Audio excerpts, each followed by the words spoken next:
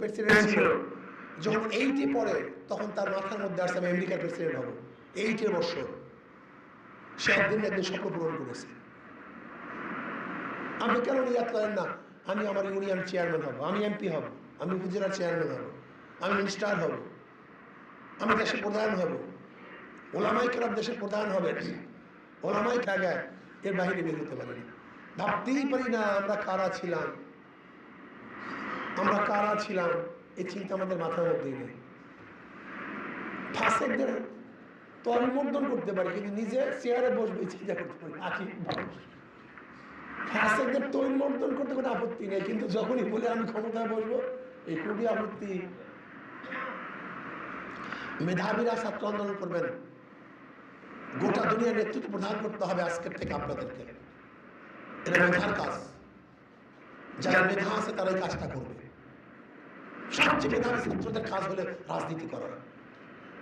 জানেন না পলিটিক্যাল সায়েন্সে কারা পড়ে আমেরিকার মধ্যে, ইসলামিক ক্যামব্রিজের মধ্যে, অক্সফোর্ডের মধ্যে, ওদের ভিন্ন পড়াশোনা করানো হয়, ভিন্ন তালিম দেওয়া হয়। রাষ্ট্র পরিচালনা এত সহজ না, অনেক কঠিন। এই জন্য মেধাবী ছাত্রদের কাজ হলো ছাত্র আন্দোলন করা। আমি মনে করি যদি আজকে থেকে ইনশাআল্লাহ চিন্তা করি দেশকে পরিবর্তন করবো, করতে হবে ইনশাআল্লাহ, করতে হবে, ইসলাম হুকুমাত কায়েম করতে হবে। আমার নবী আলাইহিস সালাম দেশের প্রধান ছিলেন, তার ওয়ারিসরা দেশের প্রধান হতে হবে ইনশাআল্লাহ আজকেও কালকে। আবু বকর রাদিয়াল্লাহু দেশের প্রধান ছিলেন, তার উত্তরসূরিরা দেশের প্রধান হতে হবে আজকে হোক কালকে হবে ইনশাআল্লাহ। সোজা হিসাব কিতাব।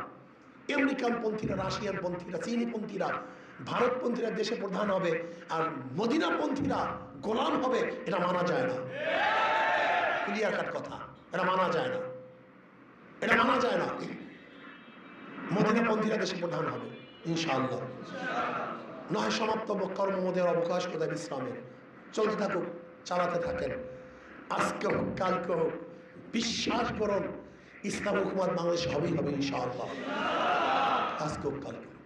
আগামী নির্বাচনে যে যেখানে আছেন হাত পাক প্রতীকের কাজে নেমে পড়বেন।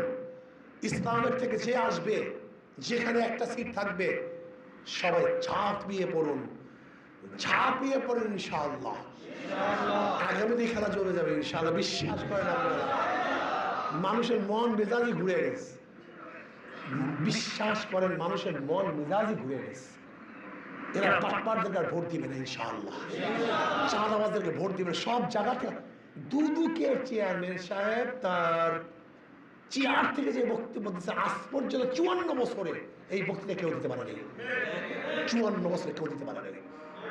কাজে আসুন আল্লাহ আমাকে আমাদের সবাইকে কবুল করে নেন। কই